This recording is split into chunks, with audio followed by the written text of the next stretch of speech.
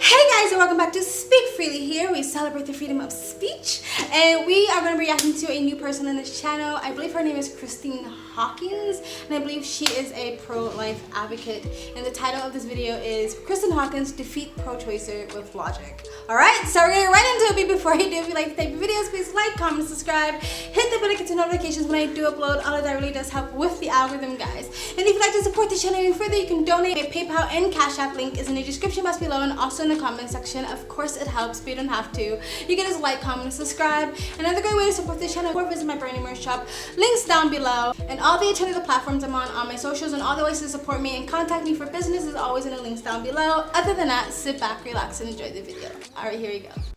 I just want to read you this poster that I have because I hear a lot of pro-lifers say that life begins at conception. So my poster reads, "Life begins when you understand living women matter more than potential babies." What is it? What do you mean? If it's a potential baby, what is inside of a woman? It's a fetus? Is it living? No. How can it grow if it's not living? Actually, that's like saying if an acorn is a tree. When does the fetus become living? That's actually a good question, but that line... Yeah, of course, because you don't know it. Because it's living. It's living. How about you let her speak? You're fundamentally denying science to validate your opinion. You actively deny science, ma'am. How am I denying? What science did I deny, Darby? Okay, so let's look at some posters over here.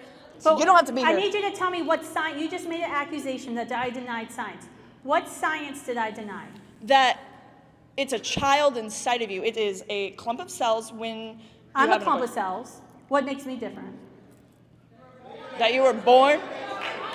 You were born. So you don't. What you're arguing is that anything that is not born is not valuable of life. I did not say that. It's subjective. So when does a child or fetus or clump of cells, whatever you want to call it, when does this clump of cells or fetus become living? When it can sustain But, its own life. But when is the sustainability? No, when is sustainability? 21? About like 30 weeks to born, like 24, 30. Because how do you sustain life? Like my newborns aren't sustainable. You can't just have a newborn and they just live on their own, right? Right. They're not sustainable. They need help and assistance to survive. So is a newborn not worthy of life? Is a newborn not worthy of life? I do have one thing to say to you. How is it that when my mom was in college 30 years ago, she was protesting the exact same thing that me and these wonderful other women and men on this side have been protesting? How is it? Why? Why are we still protesting? Why are we still having to talk about this issue? It is a basic human right to have an abortion, to have a choice. The reason we're still having the question is because some people don't want to accept the natural consequences of heterosexual sex and be inconvenienced by another human life and want to selfishly choose to end human life in order to have their whims met. That is why you're still arguing. Alright guys, that was it. That was the end of the video. I would say one of the reasons why we are still debating the pro-choice, pro-life movement because it's a complex argument. It's a life that you're arguing over, and that's why we're continuing this conversation, because it's not just that simple, right? Since we're on the topic, I will state how I feel about the whole abortion thing. I am personally pro-life. That is my personal belief. Will I ever go to a woman and say, you must have the baby or you're a baby killer? Will I ever stand at Planned Parenthood or any other abortion clinic with a picket sign and pictures of aborted fetuses? No, because I don't think it's it works. I don't think that actually you get the results you want out of that. I think that's just a form of harassment personally. However, me personally, I am pro-life, and if you ask me what an abortion is, it is the discontinuation of a human life. That is what it is, right? And the idea that life starts at conception is because once the sperm hits the egg, life begins. There's a cell that splits and starts to develop, and a cell is a life form. That's why if they find like the tiniest, tiny microscopic organism on a different planet or any ocean, they'll write whole scientific pages about this new life form that they found, because just because it's microscopic doesn't mean it's not a life. Now you can say that it's not conscious, or the life is not equal to a human life or your adult human life or whatever, but it's still a life. So that's why it is actually still scientifically factual that life does start at conception, because it's a cell that is developing into a human life. It's not going to develop into a unicorn or a gorilla or a dog. It's going to develop into a human life. So when you stop that development, you are discontinuing the development of a human life. That is factually correct. That is science. That is biology. You can pretty it up with different languages or different terms to make yourself feel better for standing for that, but that is still scientifically and biologically a factual statement. And the other thing is, like, first of all, the protester, like most progressive protesters, was very emotional to the point where she was nearly shaking and couldn't even get her words out right, because she came from a pure place of emotion and / passion, I guess. And the debater herself, the woman who was giving the speech, was very calm, and she came with facts and data. Now granted, this is her job, so I'm pretty sure she has a whole encyclopedia worth full of data to just you out whenever she wants. However, if you're going to be an activist and you're going to debate somebody, you should actually come with some facts. Like, you should come with some sort of intelligence behind it and not just emotion and think that that's going to carry you out. And not only did she come with emotion, arrogantly so, she needed her peanut gallery to back her up. You know, the other wonderful, you see how she went wonderful on this side, not that side.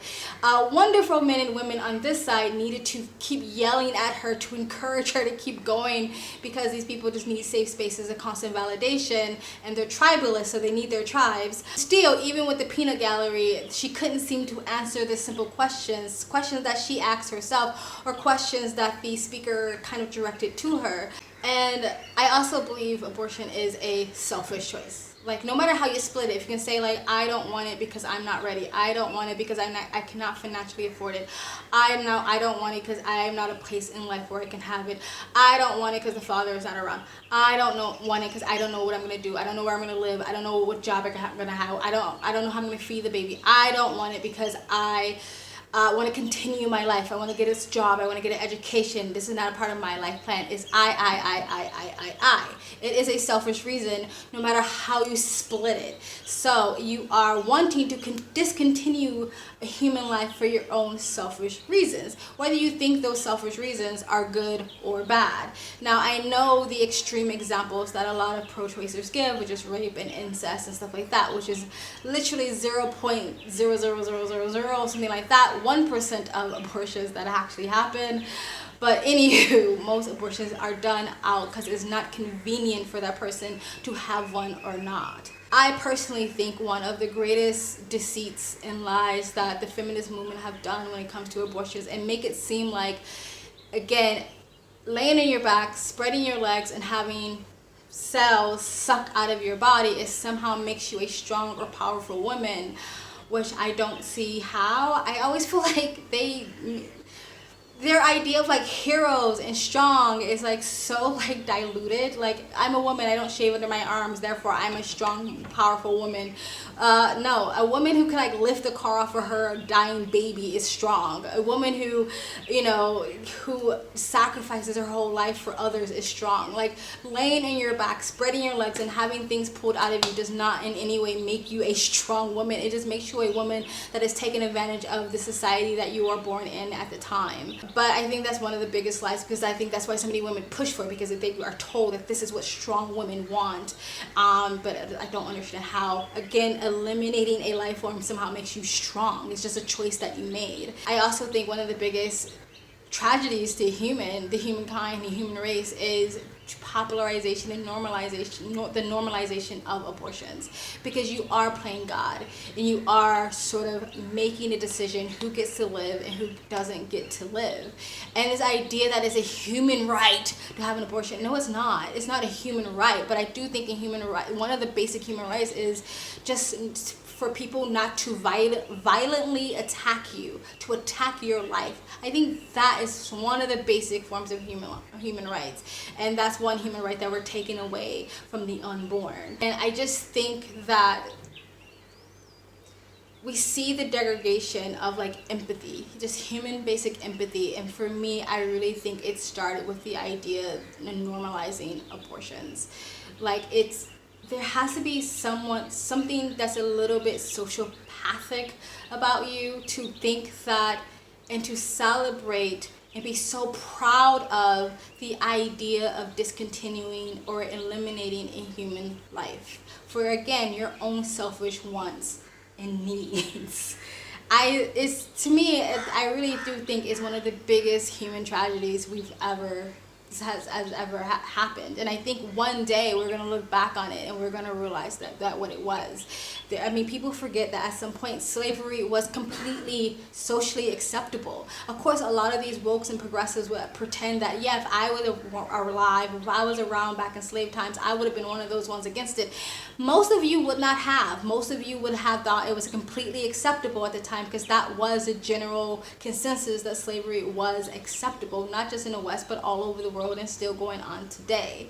So I think one day we're going to look back on this, and the millions upon millions, if not billions, of the unborn that didn't get a chance to live on this planet, we're going to look back on it as one of the biggest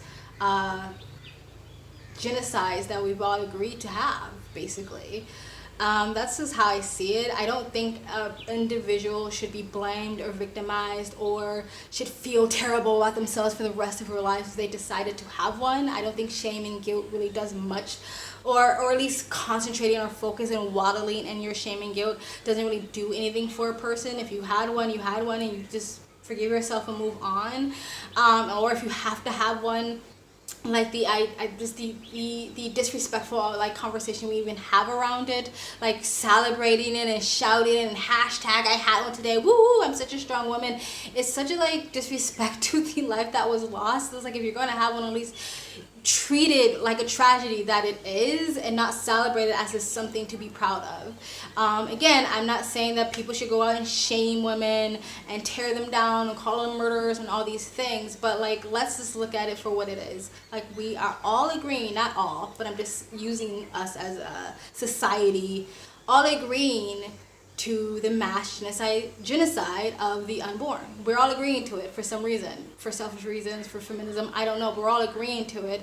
And I think that a lot of women and a lot of men, when they really really question themselves, there's something in their consciousness that knows that it's not okay. And I think that's why they have to change up the language, instead of saying you're eliminating the life of a human life, or discontinuing a human life. They have to say fetus or clump of cells or something like that. They have to pretty up the words, change the language around, because it's more digestible. I don't like the feeling of the idea of human life, stopping human life. So let me just say it's a clump of cells, or it's a parasite, or it's not even living. You know what I mean? Like, it's not worth any sort of human rights until it literally goes from the womb through the birth canal out into the open. That's when it's worthy of being protected and saved. That's when it should be given human rights. Up until then, we can, smash his brains and, breaks its spine, cut off his limbs, leaving it nearly dead on a cold slab of metal. And it doesn't really matter, just because I didn't birth it yet. So just that human life doesn't matter. But anyway, that's how I feel about it. Add me in the comment section. Let me know what you guys think.